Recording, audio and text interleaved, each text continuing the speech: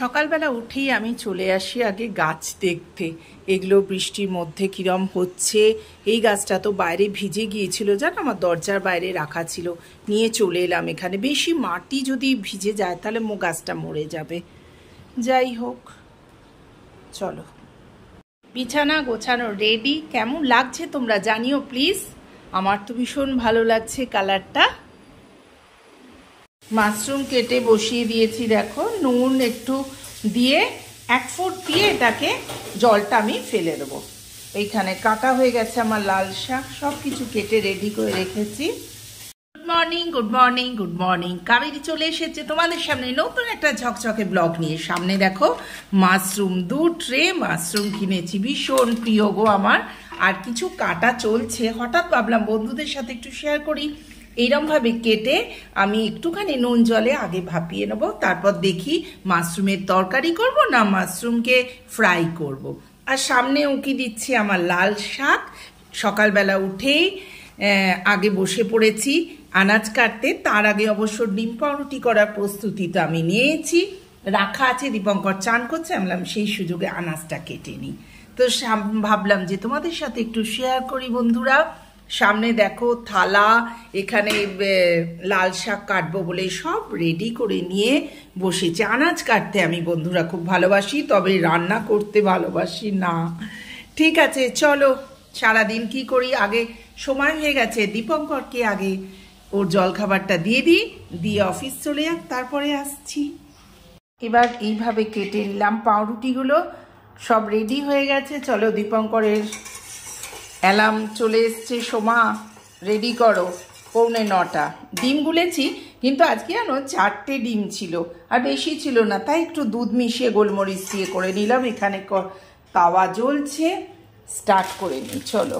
কারণ দীপঙ্কর যখন একবার ডিম পাউরুটি খায়, সে প্রায়ই ওর ডিম পাউরুটি খেতে ইচ্ছা করে, যেটা করবে সেটা বারবার। ফ্রেশ ট্রেশ হয়ে এবার চলে এলাম তোমাদের সাথে একটা গুড ইনফরমেশন শেয়ার করবার জন্য। চলো তোমরা দেখো, তারপর আমি আবার আসছি। চলে এলাম শোবার ঘরে। আজকে বিছানার চাদর সব তুলে দিয়ে ওয়াশিং মেশিনে দিয়ে তো দীপঙ্কর চলে গেছে। এবার আজকে দেখো এই নতুন বেডশিটটা পাতবো। আসলে এইখানে পাওয়া যায় কটন, কিন্তু বেশিরভাগ নিয়ে আমি ঠকেছি, জানো তো। সবই হচ্ছে সিনথেটিক মেশানো। আর একদম দীপঙ্কর সিনথেটিক মেশানো হলেই বলবে কি, না না না এটা পেতো না, আমার অসুবিধে হয়, আমার গরম লাগে। তাই জন্য দিদি কিনে রেখেছিল, দিদিকে বলছিলাম 2টো বেডশিট কিনে রাখিস। তা এই কালারটা খুব পছন্দের হয়েছে, চলো পেতে ফেলি। দেখি আবার দীপঙ্করের পছন্দ হয় কি।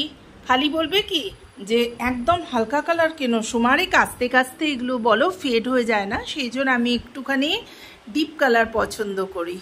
তো চলো, ঘরের কাজ শেষ, এবার চলি রান্নাঘরে। দারুণ ইনফরমেশন দেখো, তোমরা দেখে নাও, কমন চার্জিং সিস্টেম থেকে।